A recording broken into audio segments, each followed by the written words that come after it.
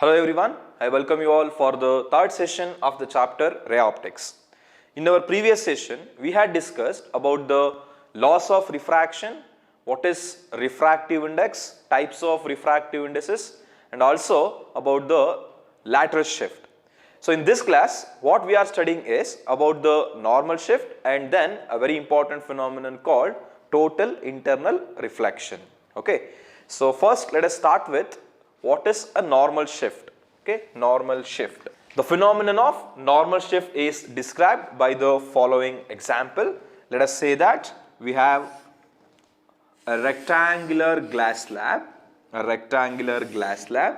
such that an illuminated object is placed at the bottom of this glass slab, and imagine this is a rarer medium and this is a denser medium. Okay, so you know what are rarer and denser mediums. So this is a glass slab and this is a air. So when we compare glass and air, air becomes a rarer medium and glass becomes a denser medium, correct? And let me draw a normal perpendicular to the interface of two media, and imagine that this is an illuminated object which is emitting the light in all the directions. Okay, so this object is emitting the light in all the directions. First let us say that from this object a light is incident along the normal. Okay, so light is incident along the normal, and the normal ray, this is a normal ray, and which will be undeviated, correct? For normal incidence, what happens is when light is incident from one medium to another medium, it just changes its speed. Okay, no deviation is produced, so that the ray goes along the normal, and this is the direction of this ray. Now let us say that a ray of light is incident at this point. Okay, at this point. Now you know that the light ray is incident from denser medium to rarer medium. So when the ray is incident from denser to rarer, it should bend away from the normal. So if you draw a normal here, and this ray is going to bend away from the normal like this, correct? This is a refracted ray in a rarer medium. And again from this point, imagine a light is incident at this point also, and again we draw a normal here, so that the ray of light is bending away from the normal like this. Now the object which is at the bottom of this rectangular glass slab is now appearing somewhere here. Why? Because means if you extend this ray in a backward direction, it will meet somewhere here, and this is also at this point. So if a person is observing this object from a rarer medium, he sees this object somewhere here. Okay, this is not actual position. Okay, this is not an actual position of this object. Actually the object is here, but when he see from the rarer medium, this object appears somewhere here, right? So when a person is seeing this object from a rarer medium, so he sees the object somewhere here. So this position can be called as, apparent position of the object, and this position is the actual position. This is a actual position. Okay, the actual position of the object is here, but when a person is seeing this object from a rarer medium, the object is in a denser medium and the person is seeing that from a rarer medium. So when he sees from the rarer medium, the object is somewhere appearing here. So this phenomenon is nothing but a normal shift. So this is called as a normal shift. So what is normal shift then? So now let us define what is this normal shift is. Okay, so object is actually here, but when the person is seeing that from a rarer medium, it's slightly raised up. Okay, vertically raised up. So we define this normal shift as it is the phenomenon of the apparent rise in the position of an object in a denser medium when it is viewed from the rarer medium. So this is called as a normal shift. So if you see, this is the actual position and this is the apparent position. We say that this depth, okay, from the denser medium to here, the actual position of the object. So this is known as a real depth. Okay, this can be called as a real depth. And from here to here, this is nothing but a apparent depth. Okay, this is apparent depth. This is apparent depth. Well, the refractive index of this medium now can be written as n is equal to real depth divided by apparent depth. Okay. The refractive index of this medium can be expressed in this equation. N is equal to real depth divided by apparent depth. What is this real depth and apparent depth? A real depth is the one where from the top of the rectangular glass slab to the actual position of the object. So from the top of the rectangular glass slab to the actual position of the object, this is called as a actual depth, or we can call that as a real depth also. And what is this? From this top of the glass slab to the apparent position of the object. So this distance is called as the apparent depth. Okay. So the refractive index of this medium can be expressed in terms of real depth and apparent depth like this. Okay. So let me write a definition for normal shift, right? So this is the definition for a normal shift. So normal shift is the apparent vertical rise in the position of an object in a denser medium when it is viewed through a rarer medium. So this is called as a normal shift. The phenomenon of normal shift can be seen in nature only. If you observe any water body, what happens is the bottom of that water body is slightly raised up when we are seeing from outside. Okay, but it is actually deeper than what we see. When you place a coin in the bottom of this water container, what happens is, if you observe normally, or if you observe from the sideways also. So if you observe this coin from the sideways, what happens is the position of the coin is actually raised up. So it will appear somewhere here. But the actual depth is this, but this coin will be appearing somewhere here. So this phenomenon is nothing but a normal shift only. So we can see so many examples for the normal shift in nature only, correct? If you observe an aquarium, okay, in a fish tank, there the objects, some of the objects like the stones or any play toy which is placed at the bottom of the tank will be slightly raised up, okay. So that phenomenon is based on the normal shift only. So you can see the examples for the normal shift in nature. So you can observe here only. So when you place a coin at the bottom of this water container, and if you observe the coin from normally, you can observe from here or from here. So what happens is the object or the coin will appear somewhere at the raised position, which is not actually at this point, but it appears to be raised up because of the phenomenon of normal shift. Okay. Well, so now we will move on to the next topic, that is a total internal reflection.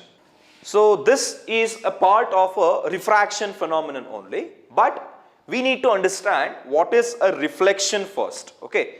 So what is reflection? We have a mirror in our home. Okay. A mirror is a smooth surface. One side is a smooth surface and the other side is a colored surface, which is nothing but a reflecting surfaces. Okay. They are all reflecting surfaces. When a light falls on a reflecting surface, imagine we have a plane mirror. And when a light is incident on this plane mirror at the smooth surface, what happens is, here if you draw a normal, what happens is at this point the ray will be reflected back to the same medium. The ray will be bounced back to the same medium. The phenomenon in which when a ray of light is incident on a suitable surface, bounce back to the same medium, and this phenomenon is nothing but a reflection of light, correct? Now we should understand what is the phenomenon of total internal reflection. Okay. For this we need to consider again a rectangular glass slab. So we have imagined a rectangular glass slab with an illuminated object at the bottom of the glass slab, and this object is emitting the light in all the directions. Okay. So you know that this is a glass slab, and let us say that this is air. For air and glass, if you compare, this becomes a denser medium and this becomes a rarer medium, correct? So glass is a denser medium and air is a rarer medium.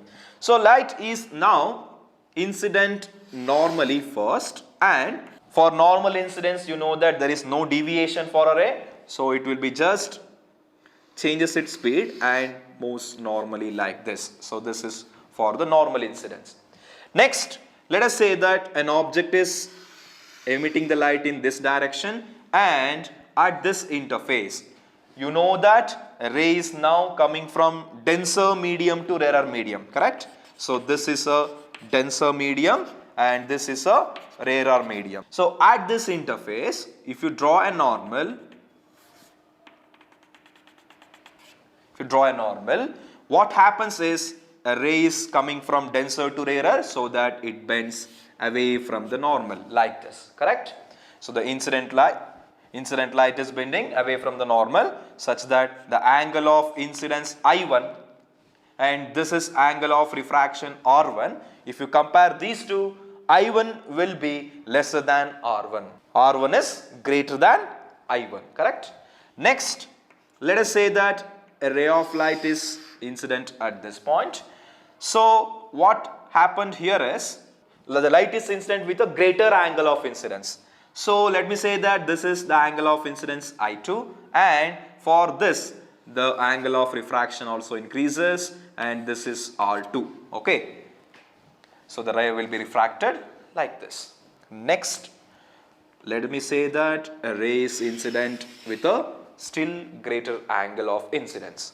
So at this point, when you draw a normal, and I will say this angle as IC. So I will say, what is this IC? For this angle of incidence, what happens is the ray is not going to refract to a rarer medium. Instead, it will be just grazing the interface. It is just grazing the interface, and which moves perpendicular to the normal. The refracted ray is now moving perpendicular to the normal, and this angle of refraction R is now becoming 90 degrees. Okay, angle of refraction is becoming 90 degrees here. Now for the next case, if you still increase the angle of incidence, say that the light is now incident here, and for this one the angle is more than IC, the angle of incidence is more than this IC. For this, the ray is not going to refract to a rarer medium. Instead, it will be coming to a denser medium again. So this ray is now reflected back to the denser medium, correct? So in this case, a normal incidence, for the normal incidence, the ray will be undeviated and it moves perpendicular to the interface. And here, for this angle of incidence, the angle of refraction is this. For this angle of incidence, which is more than I1, the angle of refraction increased. And for this particular angle of incidence, that is for IC, in this case, the ray is passing perpendicular to the normal, which is moving along the interface. But if you increase the angle of incidence further, that is, the angle of incidence is more than this IC, then what happens is the ray of light will be reflected completely to the denser medium. This phenomenon is called as a total internal reflection. Okay, total internal reflection. Internal means the ray is incident from a denser medium and again it is coming to the denser medium. Correct? That is why this phenomenon is called total internal reflection. What is happening here? When a ray of light is incident from a denser to rarer, when the angle of incidence is more than this angle of incidence IC, the ray will be reflected back to the denser medium. So this phenomenon is called as a total internal reflection. Okay. So this angle IC, for such an angle of incidence, the refracted ray is passing perpendicular to the normal, or it is moving along the interface. So this angle of incidence is called critical angle. Okay, so you may get a 1 mark question on this. What is critical angle? A critical angle is the angle of incidence for which the refracted ray is perpendicular to the normal.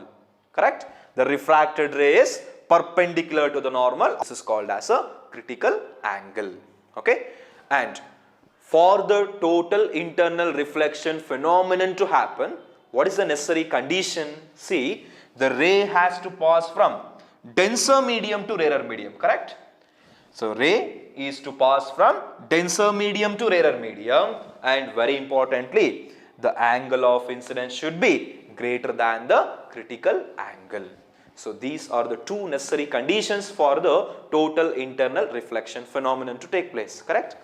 The ray is to pass from denser medium to rarer medium, and the angle of incidence should be more than a critical angle. So in the phenomenon of total internal reflection, let us write some of the important points that has to be remembered from the examination point of view.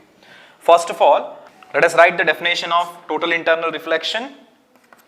When a ray of light traveling from denser medium to the rarer medium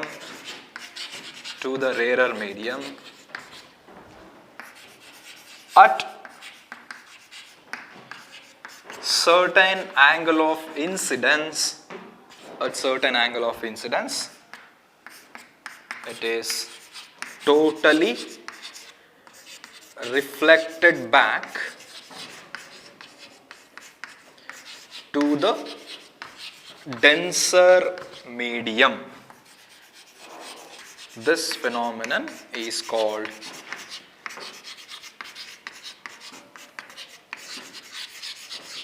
total internal reflection. So what is the phenomenon of total internal reflection? When a ray of light is traveling from denser medium to rarer medium, at certain angle of incidence, the ray is going to totally reflected back to the same denser medium, and this phenomenon is called as total internal reflection. So as you can see from this diagram, so for the angle of incidence IC, so we have defined this IC as a critical angle.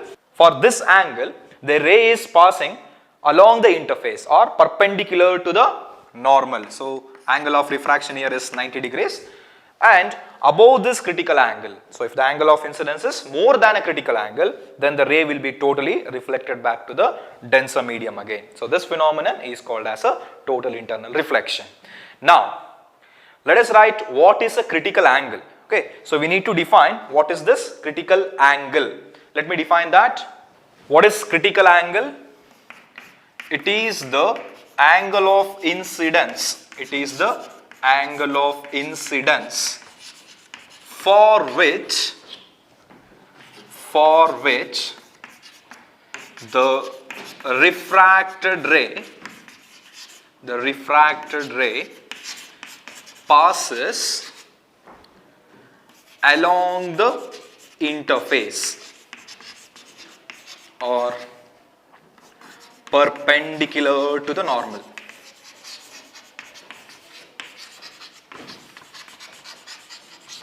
Yes. So the critical angle is the angle of incidence for which the refracted ray passes along the interface of two media, or you can say it is passing perpendicular to the normal. So we can define this critical angle in one more way, which is a simpler one, or it is the angle of incidence. It is the angle of incidence for which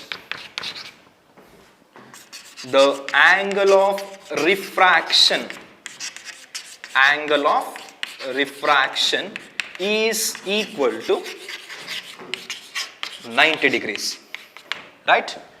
See, For a critical angle, the angle of refraction is becoming 90 degree. Therefore, you can define critical angle in one more way. That is, it is the angle of incidence for which the angle of refraction is equal to 90 degrees. So, these are the two definitions for critical angle.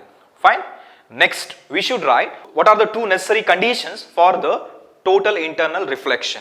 I have already explained you this, but still let us write that from your examination point of view, which is very important for you. So, let us write that the necessary conditions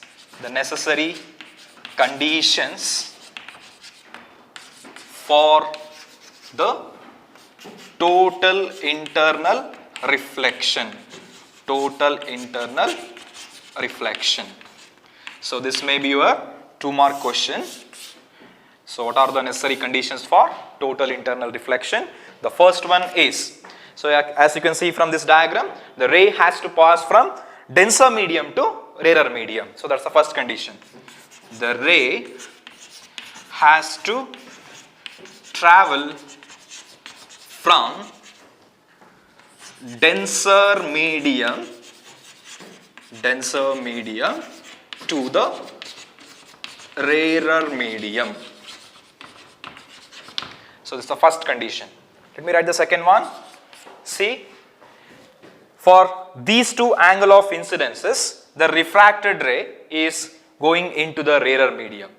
But for this angle of incidence IC, the refracted ray grazes the interface, and for the angle more than a critical angle, the ray will be reflected back to the denser medium.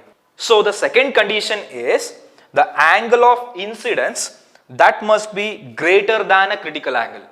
For lesser than critical angle, the ray will be refracted to the rarer medium. But for the angle of incidence which is more than a critical angle, then only a ray will be totally reflected back to the same medium. Therefore, the second condition is the angle of incidence should be greater than critical angle. That is, I should be greater than IC. So, these are the two necessary conditions for the total internal reflection. The first one is the ray has to travel from denser medium to rarer medium, and the second one is the angle of incidence must be greater than a critical angle. Okay. Next, now we need to write an expression which is relating the refractive index of the medium with the critical angle. So, we have to write the relationship between refractive index and the critical angle. Well, the relationship between the refractive index and critical angle. So, let me consider in this case, okay, for this one. So, for an angle of incidence IC, the angle of refraction is becoming 90 degrees. So, from Snell's law, we know that we can write an expression as N1 sin I is equal to N2 sin R. So, we have this relation, correct? N1 sin I is equal to N2 sin R. So, this is an alternative form of Snell's law. We have already discussed this one. So, here N1 is the refractive index of the denser medium, okay, and N2 is the refractive index of the rarer medium. So, N1 is written as it is N1, and sin I for this critical angle, sin I is written as sin IC. Okay, for critical angle of incidence becomes IC. Let me write that. So, this is sin IC, correct? This is sin IC, because, so if we consider the ray is refracted in this way, so this is an object which is emitting the light in normal direction, and the ray will be refracted like this. For a critical angle IC, the ray is refracted perpendicular to the normal. So, R is equal to 90 degrees. So, for this angle of incidence, IC, we will be writing I as IC here. So, N2 is the refractive index of the second medium, that is a rarer medium. Let me write that as it is. This is N2, and sin of R is equal to 90 degrees here, correct? Because for critical angle, the angle of refraction is 90 degrees. Therefore, this R is equal to 90 degrees, and let me write this N1 sin IC is equal to N2 into sin 90 is 1. You know that. So this is sin into 1.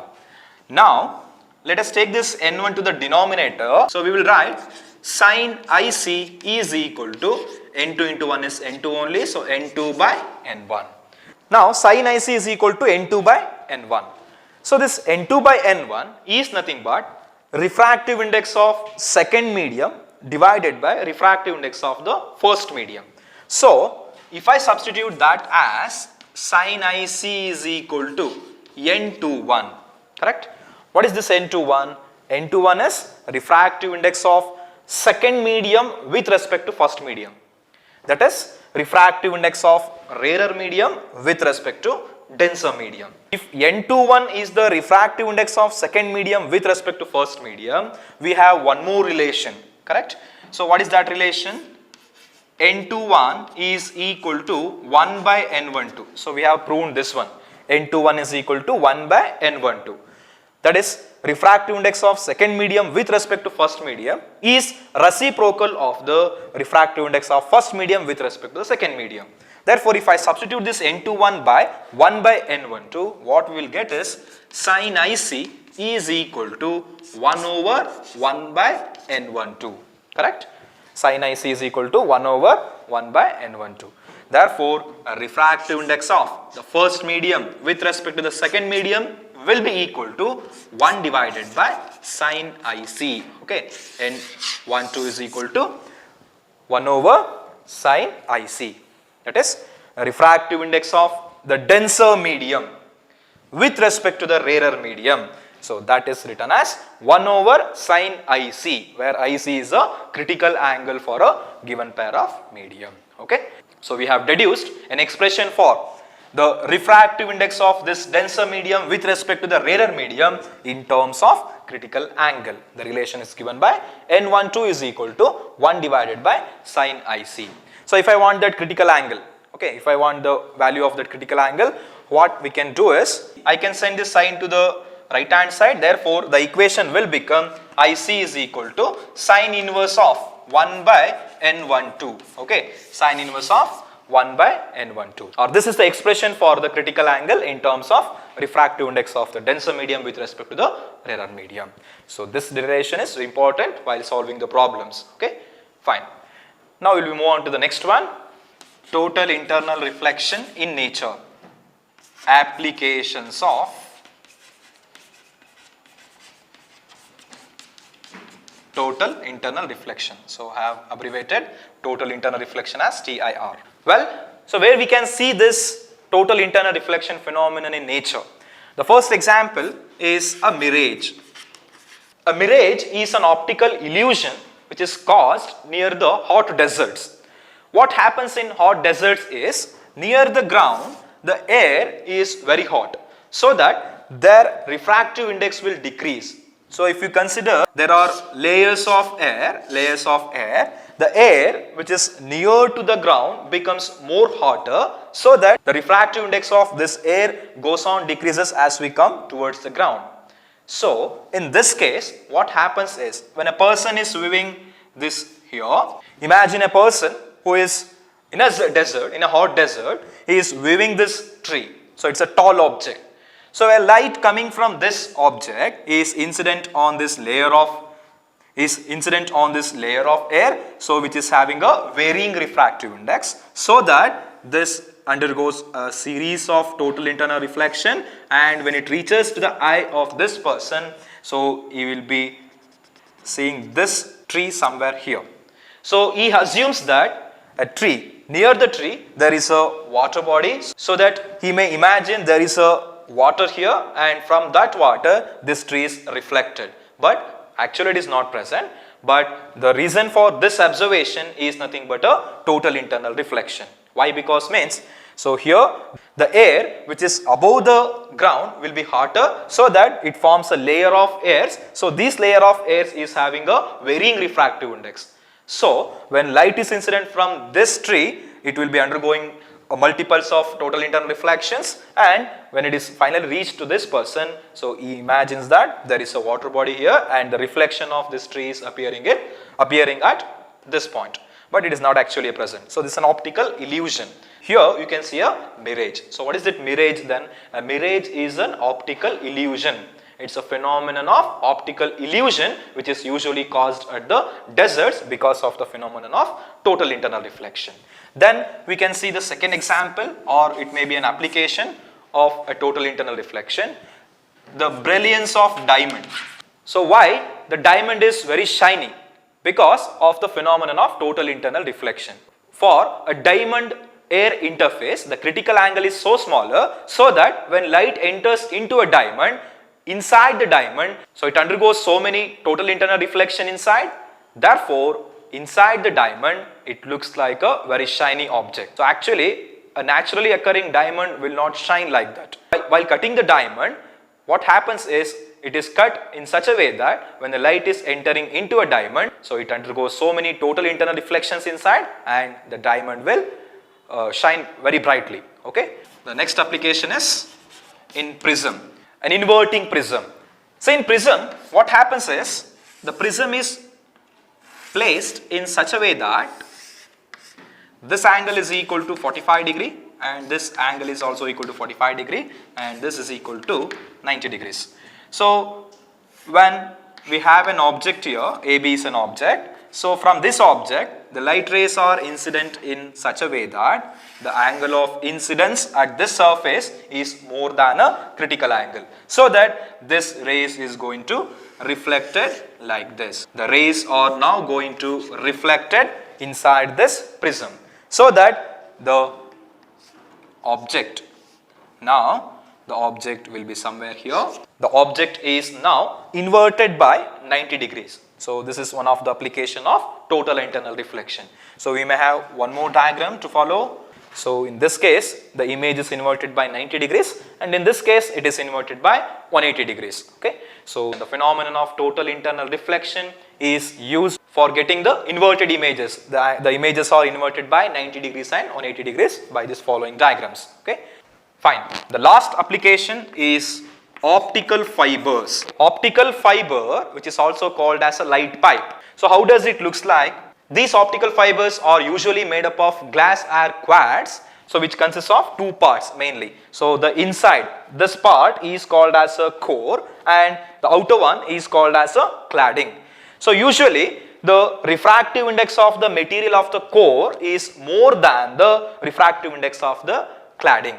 So when a light is entered into an optical fiber, what happens is when it is incident at this point, so this is a denser medium. So as we compare, core is having a more refractive index, means which is a denser medium. Cladding is having a lesser refractive index. Therefore, the light is now traveling from denser to rarer. So the angle of incidence is in such a way that this ray has to undergo a total internal reflection. Therefore, the ray will be reflected back to the same denser medium again and again. Here also, the light has to travel from this core to cladding. So here the angle of incidence is made in such a way that it is more than a critical angle and again the ray will be reflected here and again here and finally comes out. So in optical fibers, what happens is when a light is entered into an optical fibers, it undergoes series of total internal reflections and finally comes out.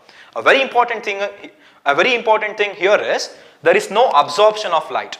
So just a light is transmitted through this optical fibers. So that is why this optical fiber is having a very good application in the field of physics. So what are the main applications of these optical fibers then? Optical fibers are used for transmitting and receiving electrical signals. Okay. So these optical fibers are used for communication purpose there, which is used to transmit the electrical signals. So the electrical signals are converted into an optical signals by transducers and which can be sent through a very large distances. So in this case, in the case of optical fibers, since the absorption is very less, the electrical signals are converted into an optical signals. Optical signals means it is just light. So these light signals can be transmitted through the optical fibers through a very long distance without any loss of energy. So that is the main application of optical fibers. And then optical fibers are used as light pipes. They are used as light pipes for visual examination of internal organs of human body. Okay, since we can transmit light signals through the optical fibers, these optical fibers are used as light pipes for the examination of internal body parts like our heart, intestine, esophagus, likewise. So those internal body organs can be studied or visually examined by using this optical fibers. And also the third application, we can use this for a decorative purpose, correct? So when a light is entered from one end, so it will be coming from the other end. When a series of optical fibers are joined to an electric bulb and those optical fibers are left in the other end, so that the light which are entering into the optical fibers will be spread out so that it looks very beautiful. And we can use this optical fibers also for the decorative purposes. So these are the uses of optical fibers. Well, in this class, what are the things we have learned? First of all, definitions for total internal reflection and critical angle. Then what are the necessary conditions for the total internal reflection. And we have derived the relationship between the refractive index of denser medium with respect to a rarer medium in terms of critical angle. Then about the total internal reflection which is happening in nature. So in Mirage is an example where, or it's a consequence where we can see this total internal reflection phenomenon. A mirage is an optical illusion caused at the hot deserts due to the variation of refractive index in air. Then we have learned some of the applications of it, like a brilliance of diamond is because of the total internal reflection. Then we have learned about the prisms which are inverting the images by 90 degrees and 180 degrees. And then about the optical fibers, what happens is inside the optical fibers it undergoes series of total internal reflection and comes out without any loss of energy, so that these optical fibers find a very good application in the field of physics. So what are the applications, main applications of these optical fibers? They can be used for transmitting the electrical signal. We have the second application, optical fibers are used as a light pipe for the visual examination of internal body organs like heart, intestine, esophagus and some of the other internal organs. And then we can use this optical fibers also for the decorative purpose. So that's all for this session. So in our next session, we will be learning about the refraction through a spherical surface. Until then, thank you.